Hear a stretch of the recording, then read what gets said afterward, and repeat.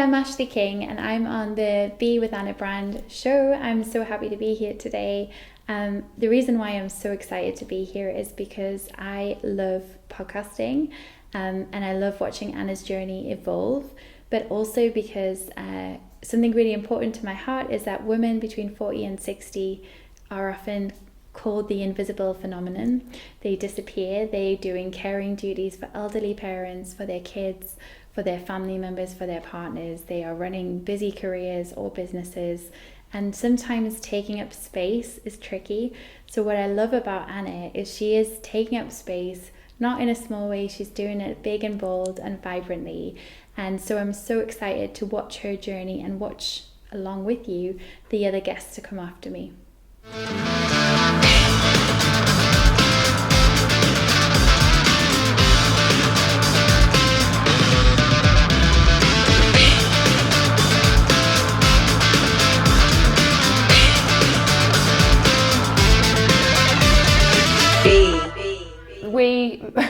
I pulled up in the car park 5 minutes before we were about to start filming. You were in the car park, looking totally out of place because she looks so utterly fabulous. Thank you. In pink and pink velvet jacket in an industrial estate car park. But we had a hug and yeah, it was nice because I feel like I've met you like loads online, but not in person. So exactly. It's nice to have that like face-to-face interaction. I think that's quite nice about people putting their faces out there more, because you do feel like you have a little bit of a connection with people, even though you've never ever met in person. I know, yeah. And which is why it's especially important to have yourself out there on video. Yeah. Because then you're going to feel even more connected to that person. So video is an interesting one. I know we were talking about this before, but like video, I think it's so cool. It's such a great way to reach new people. It's such a great way to prove like thought leadership and credibility. For a lot of people, it is more of a challenge from an economic point of view to like get into video podcasting. So sometimes if you have a video podcast, there's immediately this kind of sense of, I don't know, like a trust, because people think, oh, you must know what you're doing because you've got a video podcast or something like that. But I think as well, it also gives people a way to engage with you that's more accessible. So like whether they've got a speech impediment or like, for instance, I have ADHD, attention deficit hyperactivity disorder, but like I can put subtitles on when I watch a YouTube video, which I find helpful. So even if you're not like trying to watch while your partner's sleeping and snoring or whatever, but like it just helps me concentrate having subtitles. So I think having video it just opens up so many opportunities. You can see body language, you can see the way people interact, and you can also decide like, oh, I really don't like that person, or I really do and I want to work with them, or I don't. And the not liking that or not wanting to work with someone is like, if not more important. It's super valid. Yeah. It's like really, so I find this a lot. Like I watch all kinds of different content creators. Some I would love to work with, some I don't even like how they do it, but I'm curious because I see that they're like their episodes or their content is growing or it's working, and I want to kind of see how that's growing. I think it's a really interesting time to be in podcasting or video podcasting, and I think the industry is exploding, and there's a lot of fantastic AI opportunities as well. But I think the main thing with your show is it's about, you know, branding and personal branding and kind of taking the courage to be out there and be yourself, and that's what is very aligned with my values too. It's like, so you know, it's really nice to be here. Thank you so much for having me. Oh no, I've been so excited to have this conversation with you. What were you like? Because you know what I was like when I first started. Well, I still am. I don't think that I feel nervous about the video, but it's still a bit daunting, isn't it? Because it's my show and I've invited somebody, so it's not that it's pressure on me, but I obviously want my guest to feel comfortable, and I want it to be natural and not forced, and I don't want them to go away feeling like they've just been interviewed, because it's not an interview at all.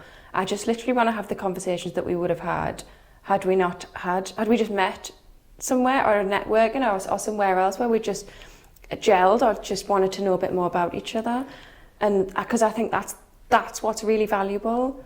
But I was obviously shitting myself, absolutely shitting myself when we first put the camera on.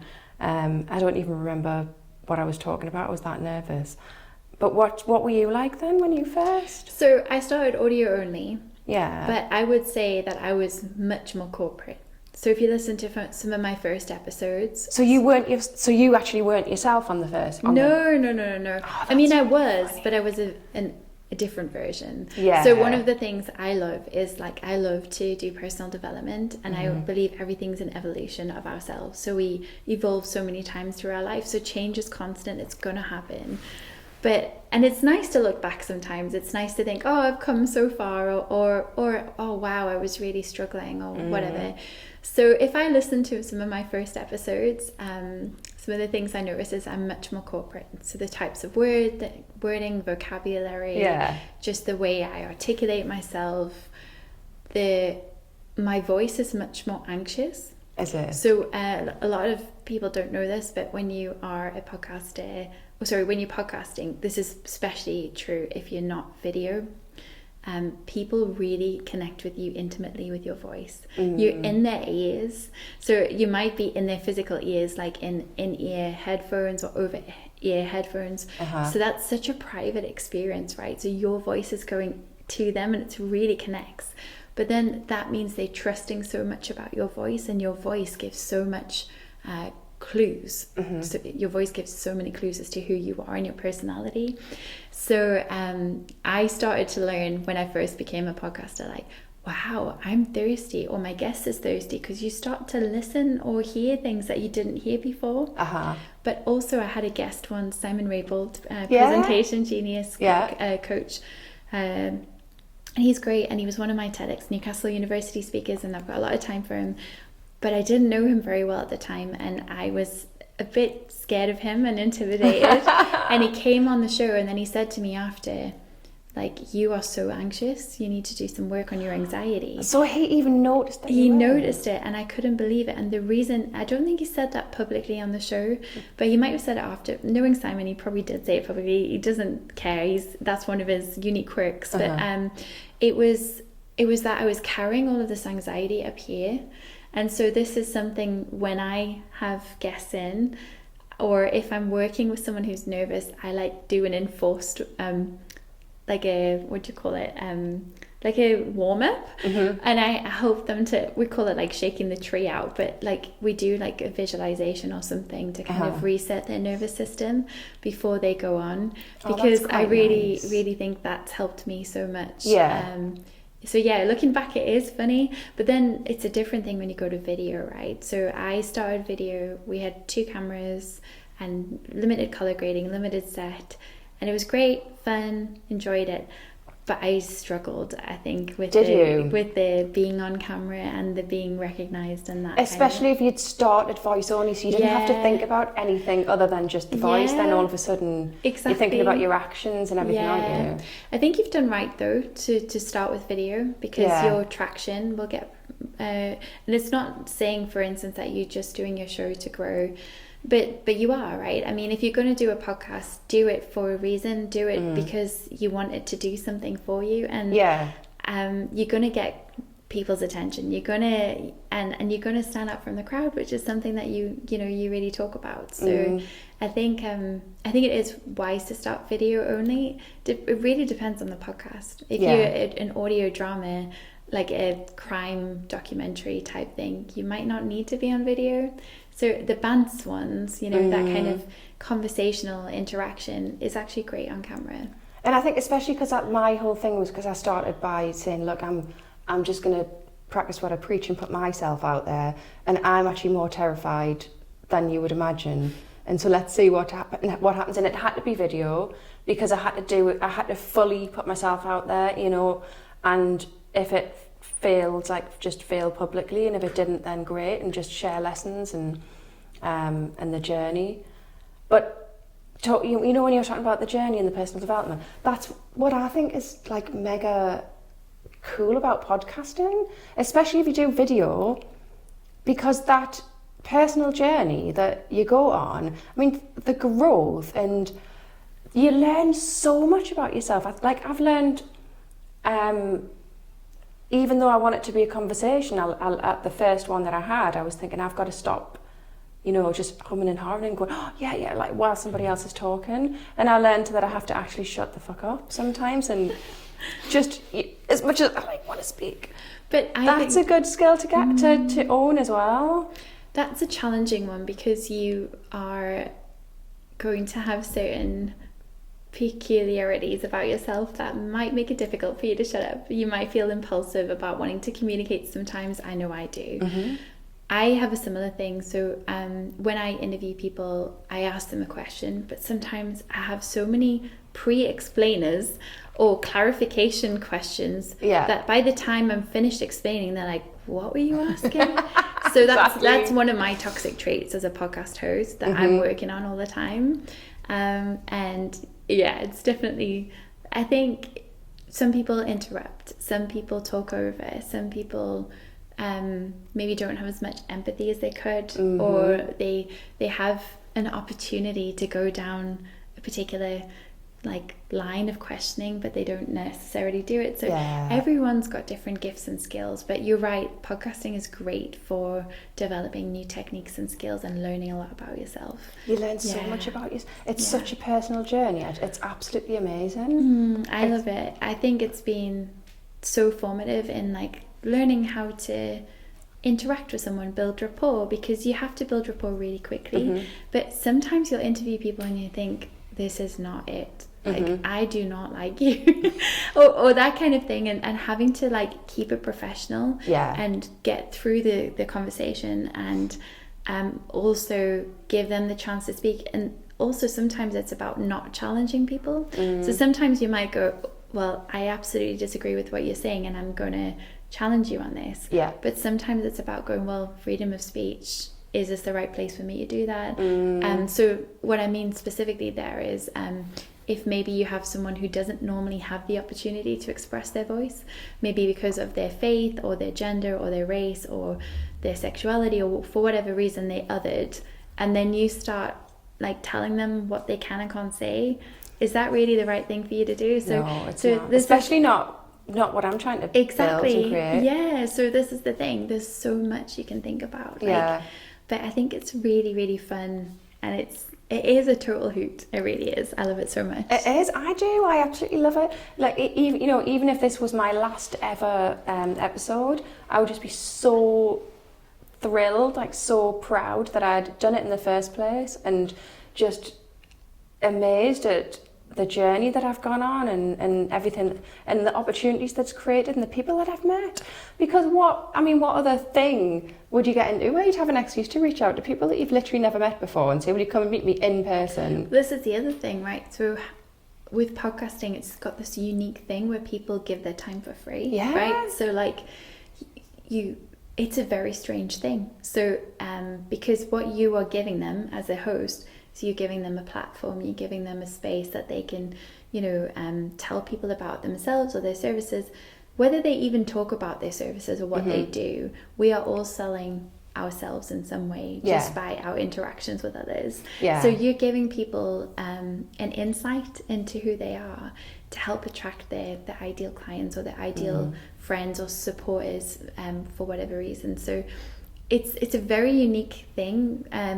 So I've seen people do this really well with podcasting, where they've reached out to the top 100 best-selling authors on the New York Times best-selling list.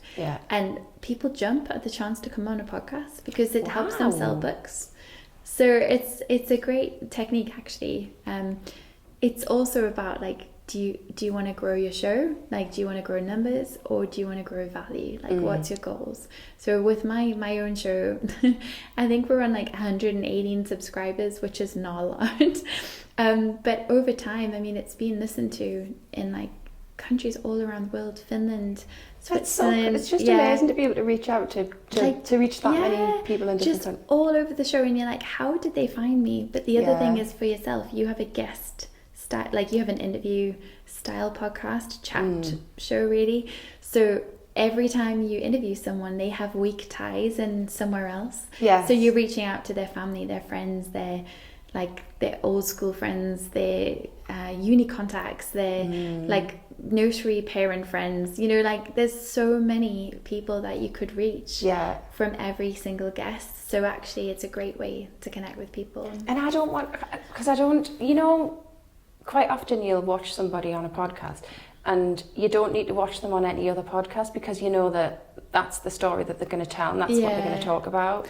So what you're saying there is you kind of want to have your own conversation with people rather than have the same repeat. I want people to listen to this because we've talked about something different, not because you've come on here and talked about what you do and given some tips and advice.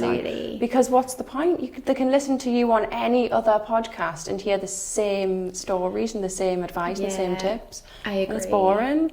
This is where I think there's a challenge around guesting. So I think it's important as a host to look after your guests, to brief them, to make them feel valued and welcome, make them a cuppa, all that lovely stuff. But then also from a guest perspective, from my perspective, so I am a bit more shy than when I'm interviewing someone, right? So as a guest, I know that. So I have to try not to take over the conversation and start doing the interviewing. So that is one toxic trait for me as a guest. The other one that I need to think about is when you're a guest, you need to think, well, what does this person want? Not just for today, but for your audience. Yes. And what you've said there, for instance, is a unique and different conversation, because there are some people who will, and I work with clients like this all the time. We go, okay, what do you want to do? Okay, they want to go on lots of podcasts. Great. What's your podcast guest strategy? Have you got a press pack? Okay, we'll make you a press pack. We'll do your headshots. We'll do an episode. We'll get you some snippets, you know, all this kind of stuff. But you're right. It's okay to have themes to talk about, but you want to have that flexibility to kind of dance along a few different conversation lines, rather than just the same story. Exactly. Yeah. And actually, talking about that. So let's just talk about the fact that we said before we started. Let's just talk about ADHD. So the fact that I was pulling up into the car park 5 minutes before the episode, Neil had already set up the camera, set up the equipment, mic, everything, in an empty room because I wasn't even here. At 5 to 1, I pull up in the car park with my shirt hanging out my trousers. And that's like, that is the true representation of me every single day. Like, that's what I'm like, isn't it? And as much as I try not to be, and I really, really don't want to be, I just always am. And here's the thing, right? I've never said this out loud. I hate it when people say ADHD, and people are going to hate this. I hate it when people say ADHD is my superpower. Dude, that's so interesting. My God. It's the worst possible trait about me. It's the reason that I drove into the car park and came half unbuttoned at 5 minutes before this. I hear you on the superpower thing, and I think we should circle back to that. Yes. I also hate that word circle back, but yeah, we should definitely look at that. Circle back. But there's so much to unpack there, right? So I think the first thing is reframing that. So yes, you arrived at 5 to 1. What time did the recording start? 1. You weren't on late, you were just on time. I hear what you're saying. That's putting such a positive twist on but something it's true. that's not. So I hear what you're saying on like, yeah, okay, maybe Neil did all the filming or like the setup on his own. And that's true, but also you're the star of the show, right? So we say this in my studio, we talk about rock up and razzle dazzle. So it's like we want our rock star talents. Like we have a lot of like really weird 20s or Gatsby themes, but I'll just quickly, and then we'll get back. But that's it. We've just reframed it, right? I'm just a rock star. That's just all it is. I'm just a rock star, that's right? It. Okay. So we want that rock star energy, right? And do you know what? This is the thing. This is what I struggled with video podcasting, right? Because you are on camera. So I will, on a video podcast day like today, I will have nails on, or I'll have lashes on, or I'll straighten my hair, or I'll have a very different wardrobe to what I would normally wear. And I call it Operation Glowworm, right? So Glowworm is like on camera. And then later I'll have Operation No Worm. So no worm is like, I've got to have my hair in a bun, in scruffy trackies at home, no makeup on my face, just like really chill, just in my own space, right? Because it's two different personality styles. So it's not that I'm kind of masking or faking, it's just that I'm utilizing different components of myself, right? But if you turn up and you don't have rockstar energy, so we're just reframing it, right? You might be the most planned and organized and everything's perfect. That's not the energy you want as a host. That will be like, sorry, we didn't ask that question. Sorry, can we just go back and edit that out? And you don't want that for your show. Not at you all. Want like the banter, the laughs, the fun. You want to build people up. You want to like have rapport. So yes, if you were here at 1:10, maybe I would get it, but still you were just on time. 5 to 1, you were early. Oh, I love you even more now. That's how I would do it, honestly. But I get it. ADHD, like, let's talk about it. There's so much to say. There's so much to say. I don't even know. So I just put a post out on LinkedIn this morning, actually, and I haven't looked at it yet. I don't know if people have responded or if they haven't. But it was just basically saying, right, who's prepared to challenge me on camera? So just reaching out to any ADHD coaches, professionals, people who really know their stuff, and then let's just do it all on camera. So challenge me, because I haven't never had an ADHD coach. I was diagnosed last year, so obviously very late in life, and I've just been told by my GP that some of the stuff that I went through as a child and teens and everything is probably down to that too. I don't know. I've never ever spoken to anyone other than getting diagnosed, which I didn't want to be, because I'd been going backwards and forwards to the GP and mental health people for years and years, and just diagnosed with all sorts of stuff. And there was one point a couple of years ago, my husband I would talk to him and he'd be like, it's almost like you're bipolar. And I was like, sometimes I feel like I am bipolar. Like I'm having arguments with somebody in my head. It's like I'm talking to somebody and they're talking back to me and I'm actually arguing with them. And he was like, Anna, I'm sorry, but you need to go and see a psychiatrist. This is getting ridiculous now. We would laugh about it. But then the GP sent me to a mental health person, and then they said, have you got ADHD? I said, nope. And then that's how it started. She said, I would really like to refer you. I said, I really don't want to get referred because I'm sick of people fucking talking about ADHD. Yeah, it's a new one every day. Yeah. I said, I'm so sick. Everybody's got it now and I'm sick of it. And I said, everyone has got ADHD. Everyone's got ADHD traits, haven't they? And she said, yes, but the difference is when it's having a detrimental effect on your day-to-day life. And I was like, all right, okay. So we did. Anyway, we did. And turns out I do. But I don't know what's that, what isn't. I've never spoken to anyone about it. And again, I'm an ADHD coach, and I'm thinking, are you though? Like, what even is that? Are you just making money off all the people who now say they've got ADHD? And so that's why I was like, finally, okay, maybe there's something in this.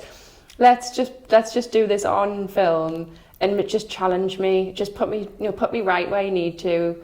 I'm calling out, putting a call out for ADHD professionals. So this is so interesting. So I am a coach. I'm not an ADHD coach. Mm-hmm. I have qualifications in hypnotherapy, neuro-linguistic programming, NLP, and timeline therapy. So it is. What is timeline therapy? So it's using your timeline. So we all have a timeline where we have experienced stuff in life, and our key parts of our personality are formed between ages 1 and 7. And a lot of our challenges in life can often be linked to things that have happened that we're still carrying around. Mm. And then we also have a challenge around something called epigenetics, which you might have heard about, but it's like generational traumas, in other words. So it's like passing on things through family bloodlines, right? So you get all kinds of really creepy, strange conspiracy theory stuff here, by the way, when you start researching this. But the scientific version of it is called epigenetics. Okay. So it's like when you're a mum and you give birth to a child, whatever's going on that you haven't resolved in your own background or trauma, you pass on to your kids. My mum's definitely done that with me. Exactly. But the thing is, you are also receiving all of the kind of genetic coding from your grandmother and their grandmother. So you might have all kinds of anxieties and things that aren't even belonging to you because of something that happened in your family line, because of struggles that happened in the world, because of rape, because of murder, because of all these things that have happened in generations past that we may still experience now, but maybe not necessarily in the same way. So it's like, it's fascinating when you figure out how much of the stuff you're struggling with isn't actually yours. So like I say, I'm not really interesting. Yeah, but I'm not an ADHD coach. I would love to become one. I get asked for coaching all the time, as in like, can you help coach me? And it's always ADHD people. You definitely have a calming sort of vibe. Well, thank you. But the thing for me is, I'm with you in that I do not want to make money off people who are vulnerable. So I will definitely coach people and I will help reframe things. But I'm not going to pretend that like I have all the answers or something like that. So I would love to see that episode. I think it would be great. I've got like a long list of people that I would put forward for that conversation. Really? Brilliant. Susie Jackson would be like my number one. If you don't know Susie No, already, I don't. Right, you have to meet Susie. She is like just dynamite and just really powerful at just kind of scooping out all the stuff about yourself that you don't even know is like hanging out there. Do you know what? I would actually do that on film. I would actually, like, somebody can pick my brain, open me up in ways that I wouldn't have. Honestly, I'll do anything publicly on camera. I really don't care. I'll talk about absolutely anything, no matter how personal. Well, I think it's super brave. So one thing to say there is a lot of women. So again, I'm not an ADHD coach, but I did a lot of research and I like to learn. So a lot of women who are diagnosed with ADHD have been diagnosed with generalized health anxiety, borderline personality or unstable personality, bipolar, all kinds of other labels, anxiety, complex post-traumatic stress disorder. And sometimes with ADHD, there is crossover with complex PTSD as well. So there is so much to unpack here. And there's not much knowledge and awareness. And I think it is challenging for people when they get diagnosed. But the challenge for women as well is when it comes to menopause, right? When we reach a certain age, all of these symptoms become exaggerated, and that's possibly why you've been feeling so much more pain and frustration with yourself. But I think for people who are non-ADHD, they don't understand, like, it's like you've got multiple tracks and channels on in your brain at all times. I feel like I've got 15 different songs. One is, you know, orchestra, another is like rap, another's hip hop, you know, they're all on at the same time. Plus I want to like dance and spin and twirl, but my face is itchy and I'm hungry and you know, it's like, shut up. Do you get like overexcited? I get like really overexcited sometimes, and I'm like I really need to go and do something, and it's like it's hard to describe. I pirouette around the office. I really do. Love that. Do you know what? The fact that you do that. But I also at school would say to my teacher, because I was in a very strict school, because I lived in South Africa. And did you? Yeah. So I grew up in South Africa, and I would say, so this is my ADHD thing, I put nails on to look pretty, and they're falling off, so I'm just going to take them off, because why not? Why mask? But I just like the way they look, but I love having mine done, but I just keep forgetting to. Exactly, I forget to go. I can't be bothered with the upkeep. So I normally stick them on, but I'm just going to take them off because it's a safe space. They are, exactly. But what I was going to say is, it's like at school, I would just like go and run around the rugby field just to have something to do. Yeah. But I think as well with women, we're not told, or girls, we're told like it has to be naughty boys in school. And I was very good in school, you know, so I was always a good girl. But I'll never forget being 2 or 3 and someone telling me that if I didn't sit still, they were going to cut my hands off. And so that was when I first internalized, like, okay, I need to be a good girl. I need to sit on my hands, and I often won't That's do that. horrific. Yeah, and I took that so literally as well. So it wasn't in, you know, but my mum had to speak to that teacher and say, like, this child won't sleep. She's terrified you're going to cut her hands off. But I was fidgeting all the time, you know. So I think ADHD is an interesting one. So I wanted to come back to that bit about the superhero, like it's superpower thing. Yeah. I've been on... I'd forgotten about that, yeah. Well, I've been on panels. Squirrel brain. Yeah. I've been on panels where I've actually like contributed to that kind of topic, like ADHD, superpower or disability, like as a question. And I would say, like, I don't think ADHD is a superpower. For me, I would say it's the most helpful secret that I ever kept from myself. So that's how I would frame it. Is that's like, really interesting. Without knowing I had ADHD, I spent hundreds, thousands, 10,000s on personal development. Yeah. Buying every coaching course going. Same. Yeah, buying the templates and the bundles that you get on Instagram or whatever, following this person, going to this personality test, wondering why it always worked for everybody else and not exactly, me. and like trying this next time management tool or whatever, right? And what I would say is, like, I spent £24,000 on my master's in business admin, so an MBA. I was like, I'm going to do this course, really wanted to do it, and I loved it, and it was great, and I got so much from it. But the one thing that I've spent money on, because I paid privately for my ADHD diagnosis because it saved my life. I was not in a good place and I needed that, and it helped me. But that diagnosis was the most powerful personal development tool I've ever had, because it gave me something that was like, you are struggling. This is what it's like for you. Yeah. So like impulsivity is off the scale for me. I am such an impulsive person. Yeah, same. But it's hard to express that, because to me it's normal. This is what I've grown up with. And also when I got diagnosed, 4 of my other siblings got diagnosed, or family members. So we were a family of 5 out of 6, all ADHD. Wow. So no one knew anything was strange. And then I moved in with my husband, and then it was like, why do you do it this way? Yeah. Why do you do that? Why are you so impulsive? Why do you just have these little doom piles, you know, didn't organize, only moved? And they just these like little stress piles of like gum and keys and like, oh my gosh, the keys, like, do you lose your keys? Oh, yeah, all the time. Yeah. So it's, phone, keys, just constant. Yeah. So it's like the stress on other people when you have ADHD. Yeah, is it's been so difficult. difficult. It's been really shit for my husband. Yeah. Really shit.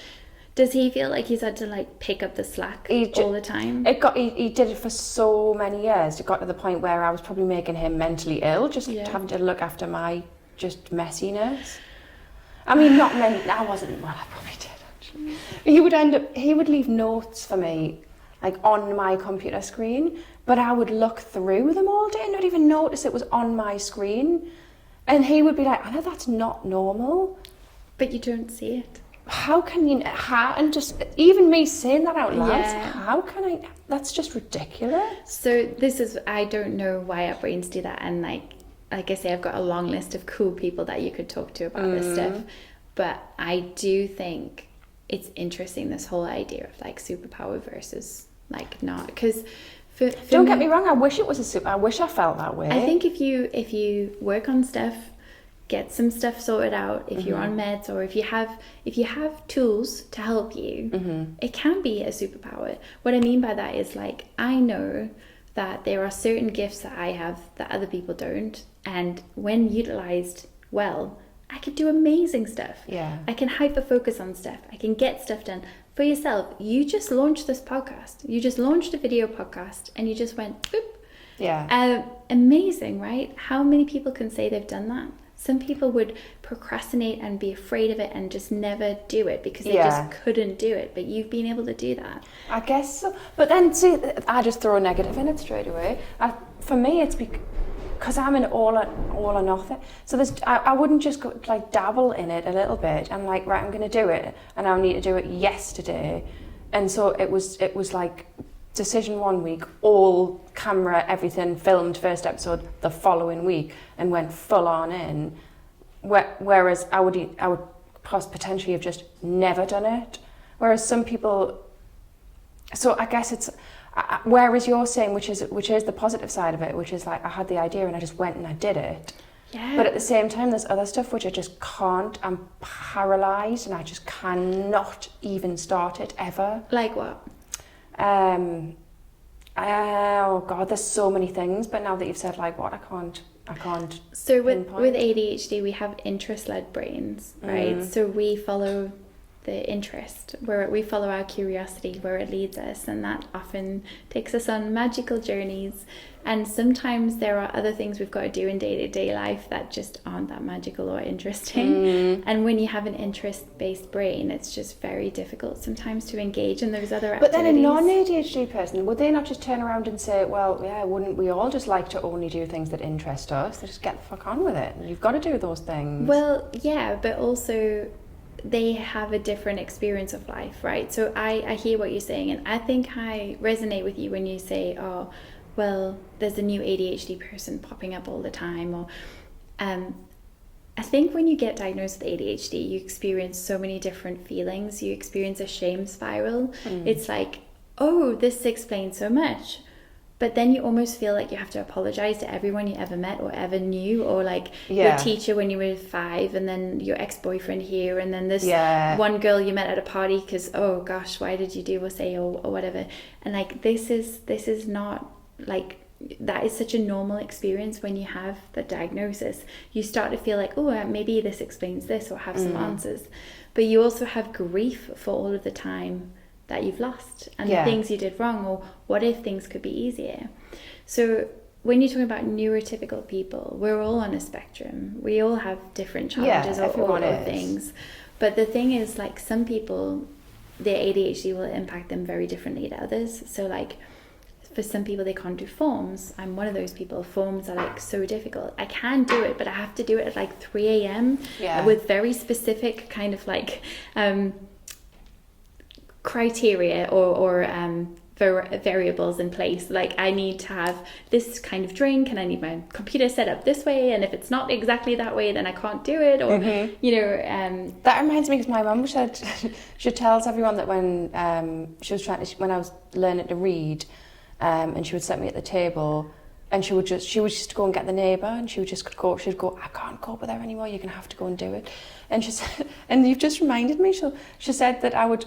Firstly, she said that I had to have a cup of tea. Why was she letting me drink tea, mother, at that age? Tea. I was drinking tea. Well, that's interesting. When I was that little. You were having caffeine, which is a stimulant which will help. Oh, yes. It will help your brain. She says I would not categorically start reading until I had a cup of tea. Apparently I had a packet of crisps on one side and a cup of tea on the other. And then, even then, she would have to keep coming back to it because I couldn't concentrate. So in school I wasn't one of those, I wasn't a hyper sort of that, I was a disassociated child in school, so I just couldn't, I was so everyone was just daydreaming. I can't get her to listen, she won't listen. And then all the way through to high school where it says, where I started getting a bit rebellious, and so then it went from it's like she wants to disassociate herself from school altogether. And then it was on the last year that I've got it, I think I might have put it on LinkedIn one time, and it was the head teacher saying, Anna, you've got like this many weeks to improve your reputation. And it went but when I look back, it was all because of just that whatever that was. But I was just unable to get on in school. I couldn't just look at somebody writing on a blackboard. Yes, blackboards. I couldn't just watch somebody writing on a blackboard, listen to them telling me about, you know, whatever happened in this year at this time and what was going on, and I'm too busy looking out the window and trying to concentrate on the fact that they're writing with chalk, but they're talking at the same time. And people are talking and laughing over there, and I've got a note, and I'm supposed to write stuff down at the same time. Just can't do it. Just can't do it. So I'll just daydream and not learn anything. I was exactly like you. Were you? Yeah, exactly like that. Wow. Yeah, exactly. Were you as well? Oh my God, see? I was similar, yeah. Always got that, oh, I want some of what she's having, you know, like because you're daydreaming or whatever. But I think this is so interesting. So you say you struggled in school and stuff. What subjects did you love? Did you love like art? Art was the only thing that I was remotely interested in. Yeah. Everything else was just, I mean, by the time it was high school, I was just skiving lessons and going and smoking round the back and all that type of stuff. But high school was I don't know, some of the teachers had given up. I mean, they'd given up the... It's really tough for teachers. Oh, it was awful. And I think they had an awful time. But also, like you're saying there, you were only really interested in art. But if they taught maths in an art way, in an artistic way, if you could like, I don't know, do some kind of crazy algebra paint splash dunk thing, I don't know, or like I've seen this with kids who can't learn angles, and then you take them to a basketball court and you teach them about angles and how they need to throw from a certain way, and teach them how right angles work or whatever. You know, there are so many ways. That's definitely the way that you so I thought that I was really bad at maths. I was in the bottom set for maths at school. Mr. Pope, bless him, he'd given up on life at that point. So we'd come in, the people would be like, the poppers would be getting passed around the in school. Oh gosh. There was one point that we came in and they pulled all the he came in and all the curtains had been pulled, the big grey curtains. They pulled all those off the windows. He just didn't even look. He just come in and just ignore it. And another time he was writing on the blackboard. And you know how he used to eat? I didn't actually. This was the lads. The lads. How they used to eat A4 bits of paper and mush them up in their mouth and then lob them at the blackboard so they would stick. So Mr. Pope was writing on the black, and he would just get every now and then on the board and he would just stop. That is so gross. Move the chalk and continue. That's how much he was sick of his life. That makes me so sad. I know. For him, I think as an adult, like having empathy and seeing what people go through.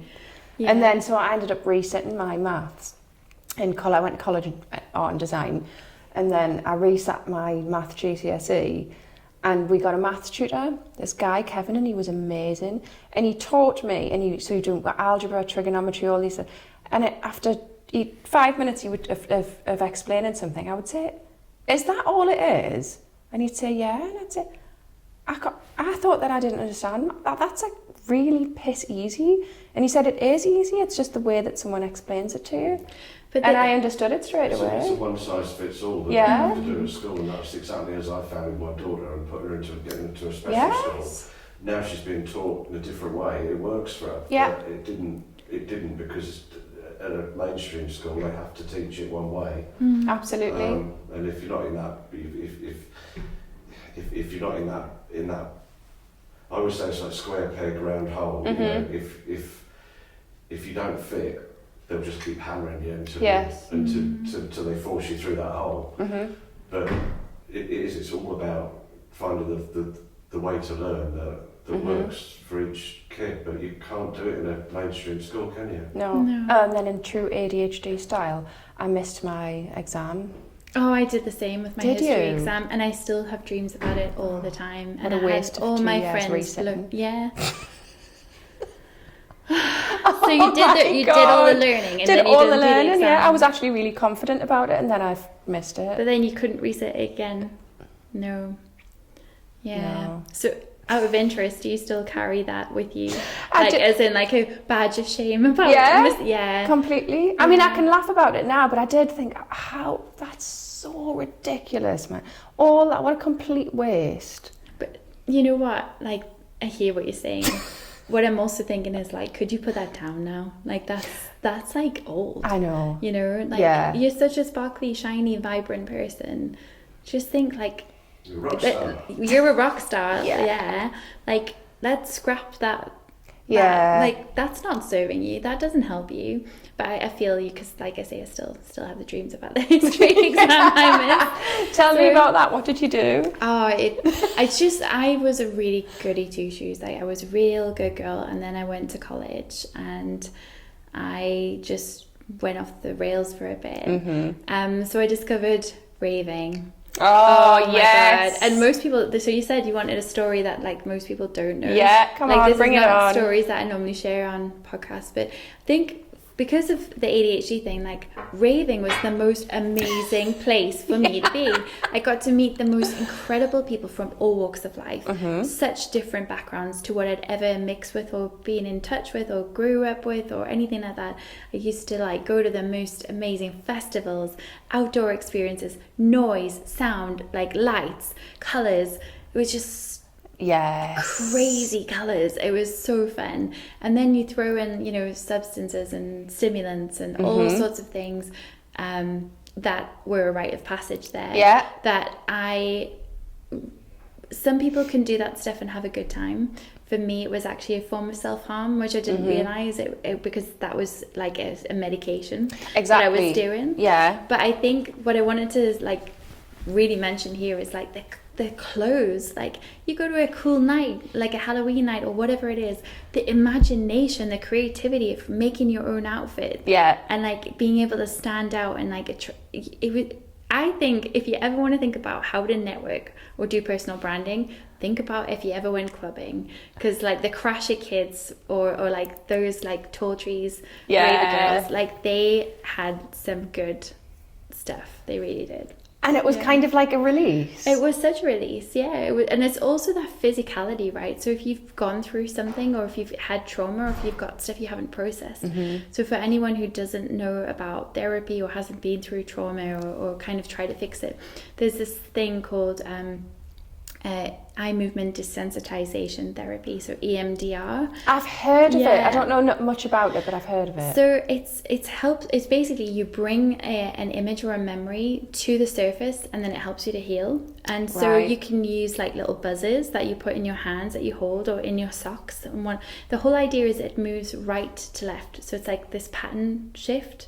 And you want to pattern interrupt. So you want to like bring these scary, hard things up and then it processes away. Okay. So when you think about exercise, right? Exercise, we all have like when we're sick, when we're tired, when we're struggling, we all have energy that's stuck in our body that needs to come out.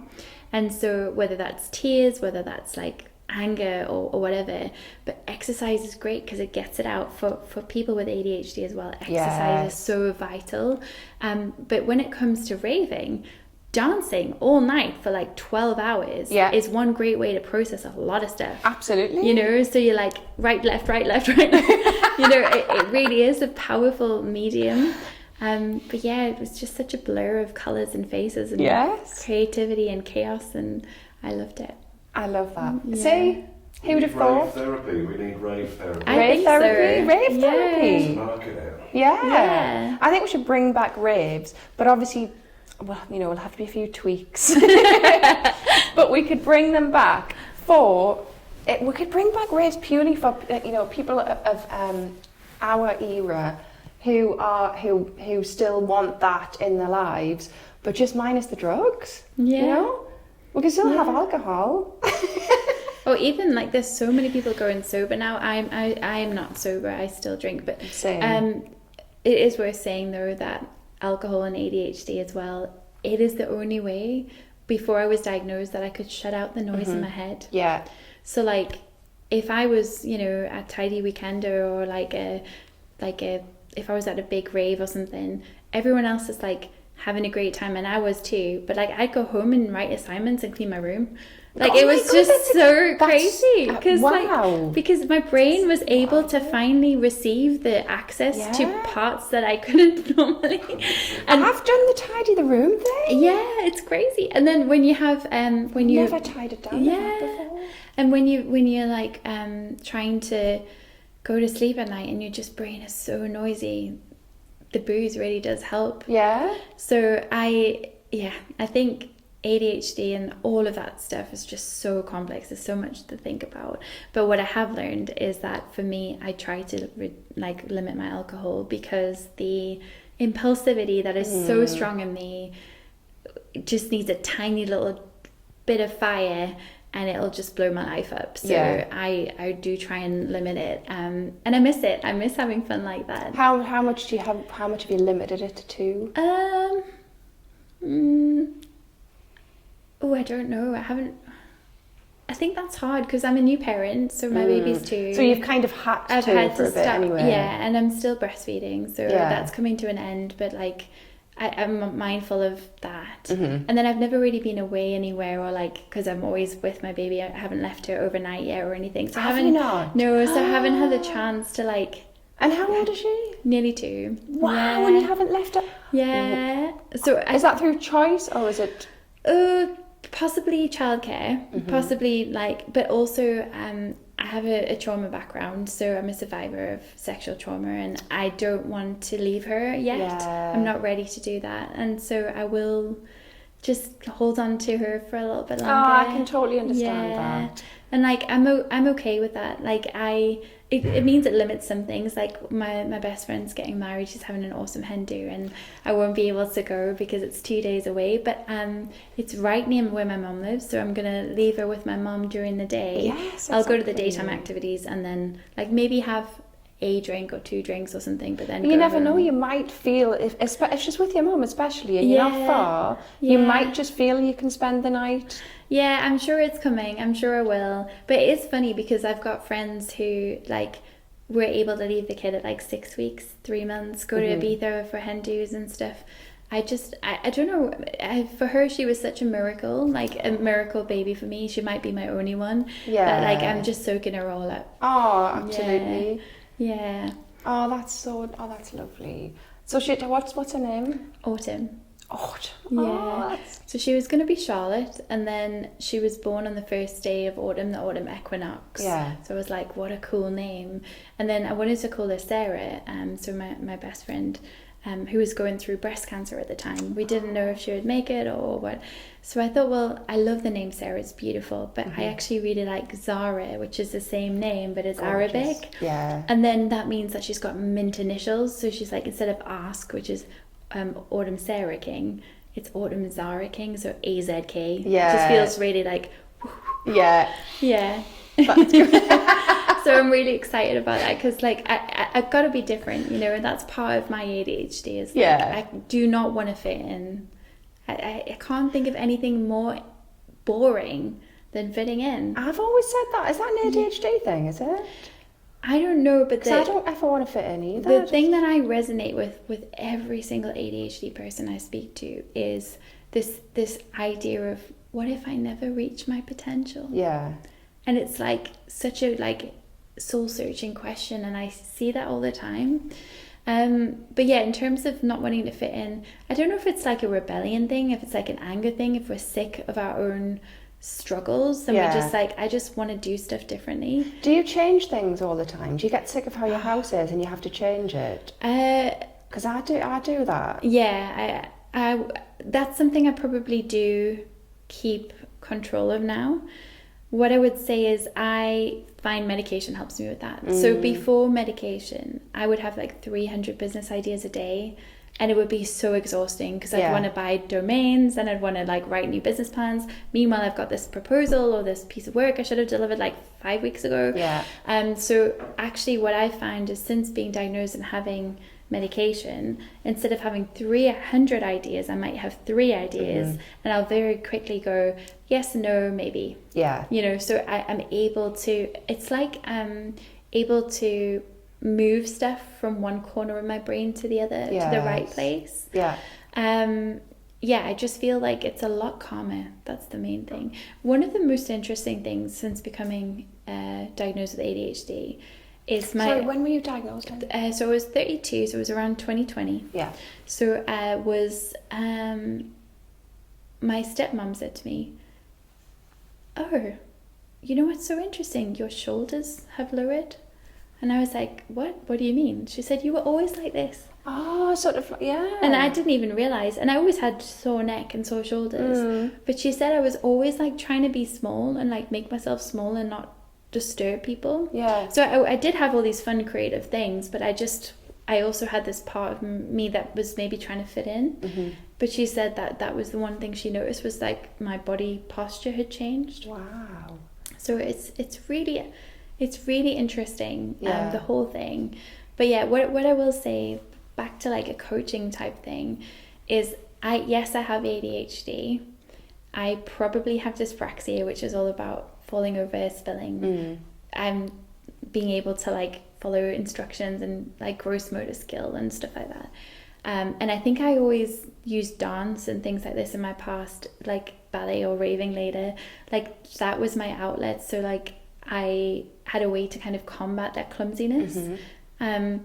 But dyscalculia is probably one of the biggest things that affects me. Wow. So that's around numbers, it's around calendars, it's around time, it's around like concepts and consequences around money. So when you throw the impulsivity of ADHD with consequences and running a business, that is just like that's not the best.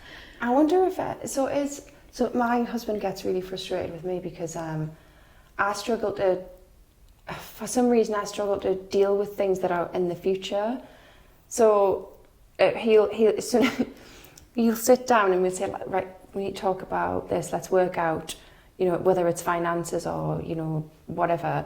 As soon as he starts talking about something that's not now, it could be even just in a few weeks' time or it could be in 5 years' time, and just thinking about that, it's like I'm trying so hard not to switch off, and he knows that I'm doing it, and I'm like, no, I'm listening, and I'm just thinking, I'm finding it really hard to discuss that. I can't just have any sort of concentration when it's something that isn't just about to happen.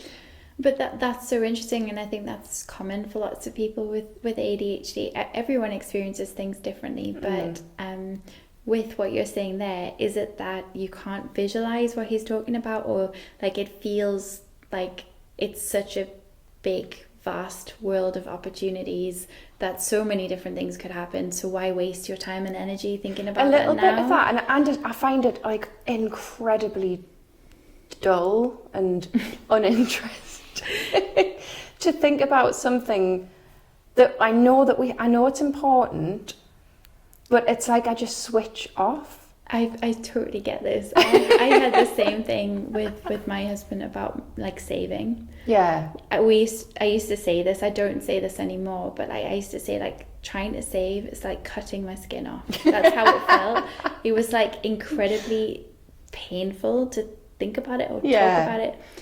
And then the thing that helped me was actually doing some timeline therapy. So like clearing up some of my stuff. So like we all have negative emotions. So anger, sadness, hurt, fear, guilt and stress. And so like clearing some of those things up then gave me space to fix a lot of this stuff. But yeah, I mean, I'm still like, for me, saving is like, I know I've got £15 in that bank account. Cool. Or like there's like £15 in this little piggy bank. Cool.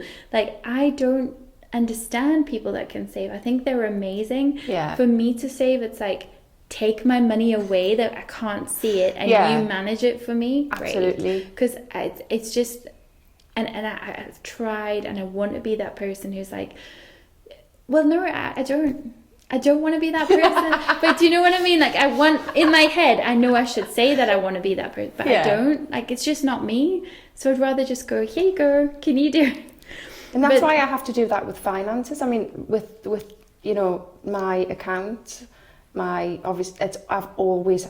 day one I've had an accountant, and from day one, I've only ever been able to do the basic stuff. Yeah. First, probably because I never get around to it. But I've got my QuickBooks. I can go in there. I can match things up. I can do it. But then anything more than that, and my brain's just like, no. Yeah. A spreadsheet. No, I don't even know. I can't even do a spread. I've always had somebody else create a spreadsheet for me. I can't even create a spreadsheet. So this is a really interesting one, because one of the things you asked me before I came was like, what have you done in business that's gone wrong? Yes. And one of the things that I would say is like a while ago, well, I went on maternity leave, right? And then I was working. She was so young, like 3 days old, a week old. Meetings at 3 weeks in. Yeah. And I strategically used keeping in touch days and stuff like this, but like I was working. I was self-employed. you know, I had rent to pay, I was in a lease, and I had clients that needed to look after, and I had amazing employees that I needed to look after too. So I don't regret that. And, you know, I may have another baby. If I do, great. I will not do it the same way.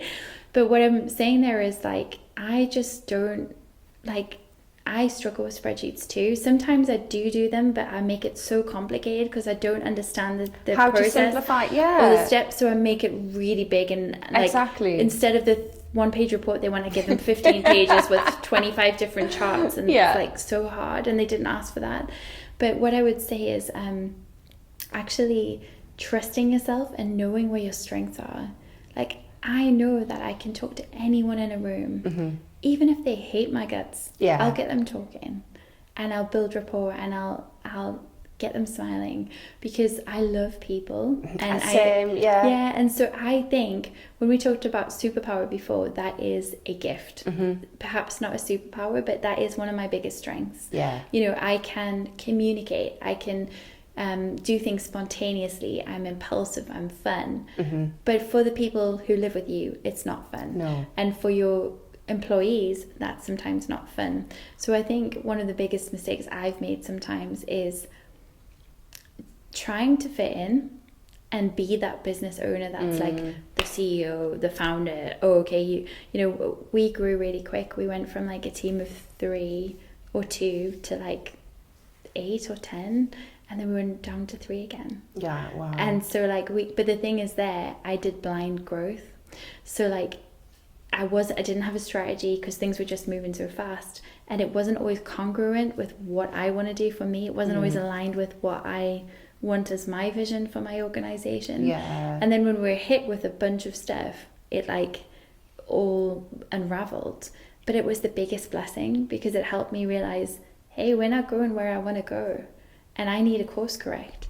But the thing is, if you spend all your time doing spreadsheets or stuff you're not good at, you miss those important cues and clues. And it's realizing, like you say, like you know what the things that you are good at. And instead of just beating ourselves up. So I just laugh about the things that I'm not good at. I don't feel bad about them anymore. I just think, well, that's just funny, you know, that's just me. Some people aren't very good at communicating with others. Some people aren't very good at speaking to strangers. That's fine. And it's just being comfortable, but just owning the fact that you're good at certain things and you know your limitations, and so what? I definitely am not there yet. So I think we're all on our own journey. Like, I can laugh at myself for sure, but I also go home and cry. And I'm like, why am I not good enough? What is wrong with me? Like, why? But the thing is, that energy doesn't help anyone. No. It's useful to like reflect and to think, okay, what can I do differently? Or how can I, but it's like, this is where I think we have to be mindful and intentional about what thoughts we let run free in our minds as well. Absolutely. And I think it's great that you can laugh at yourself and go, you know what, I didn't get it right, but I'm still a good person. Exactly. It's like, for yourself, coming in late, you weren't late, you were on time, you were early. You're a rockstar. You're a rockstar. Yeah, you rocked up and razzle dazzled. Yeah, I love that. Remember that, Neil, if I'm ever late. I'm writing it down now. Ashley King, thank you gazillions. It's my pleasure. Thank you very much. Thank you so much for coming on. You've been amazing. Yeah. And you look absolutely incredible. Oh, thank you. And you've been so honest. Yeah, no, I love it. Thank you so much. It's absolutely fine. I thought that was so funny. Those loads we talked about I wasn't expecting to. And as usual, never even looked at mine. I always do that. Can I have a look? I bet there were many questions, but you know what? I love the diversion anyway. Once Max ate the questions at the end of the... Really? Yeah. There's so much, you know what, there are some good questions here, but I actually think what you did was totally perfect. Because again, it was just us two having a chat. But again, a reframe is like, just, this is what I do. I write the questions, but it's just my brain and how my brain prepares. So I've done the prep and then I don't need to look at it. Yeah, exactly. So I also say that to guests when they come in and they're like, is it okay if I bring my piece of paper with me? And it's like, that's normally for client podcasts we're producing. Yeah. And it's like, yeah, sure, you can have your paper on, like with you, but you might not need it, you know. And I wouldn't want my guests to ever feel like they needed to prep for it. Yeah. Or that I was ever going to ask them something where they needed to have a bit of paper even. That would never be... But it's so interesting because some people get so freaked out by cameras. Or yes. I remember doing an academic podcast once where that's like a totally different scenario. Yeah, but again, gifts, right? My gift is I can take stuff that I don't understand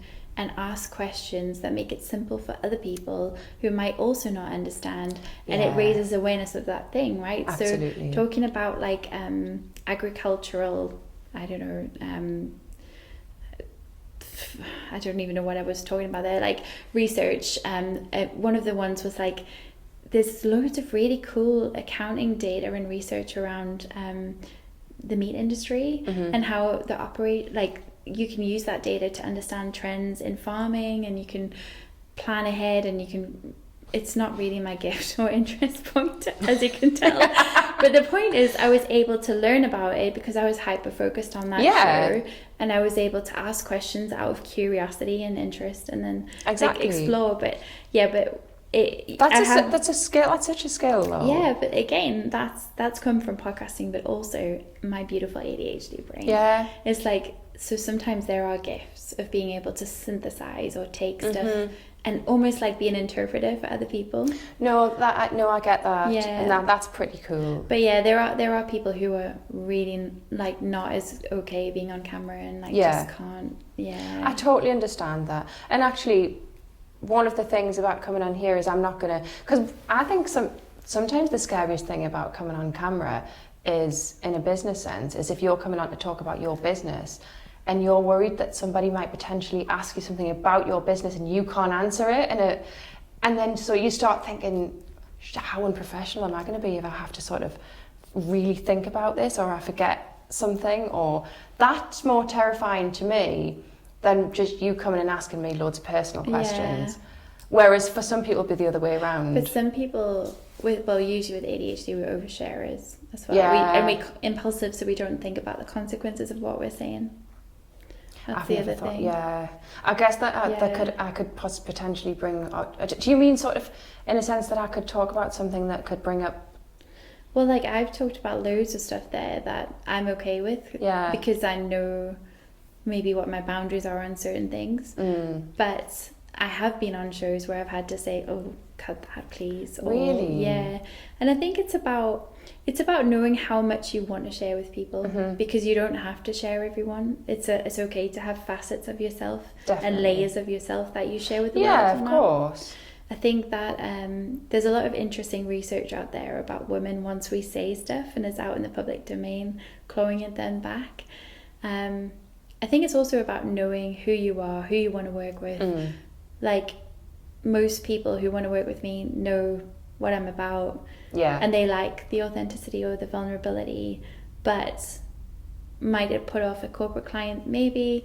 You know, it's just knowing where your boundaries are. It is, absolutely. The thing is, my mother tells people everything about me anyway, so I've nothing to hide. she genuinely does. She would just go, "Did you know that?" And she would just blurt it out. Everyone knows anyway, so there's really nothing. I love that. Well, no, these are great questions, but I love what you said here about, in your questions, have you ever considered stopping?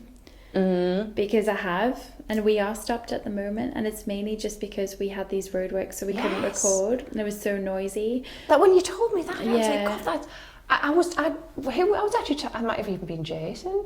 I was saying, I never thought about this. Can you believe that? Actually, she's got obviously a studio. Yeah. And then if this happens outside your studio, that's your whole business. Oh yeah, it was awful. It was bad. It was horrendous. So yeah, we've gone down to a team of 3 again, but it's been the best thing for us. Yeah. We're smaller, we're more agile, and I'm excited about the future as well. Good. But it also has taught me, don't put all your eggs in one basket.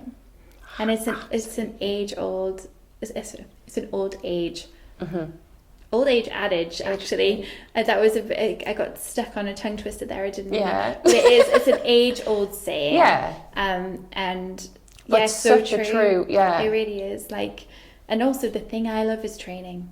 I love helping people share their voice, their story with the world. And you've got back to, it's made you go back to that, exactly. Isn't it? So it's a bit of a shift, but actually we had our first ever recording yesterday again. Oh, did you? And it was amazing. So it wasn't with me, it was for a client, but it was just so nice to do what we do best. Oh, fab. Amazing. So onwards and upwards. Yes, exactly. Yeah.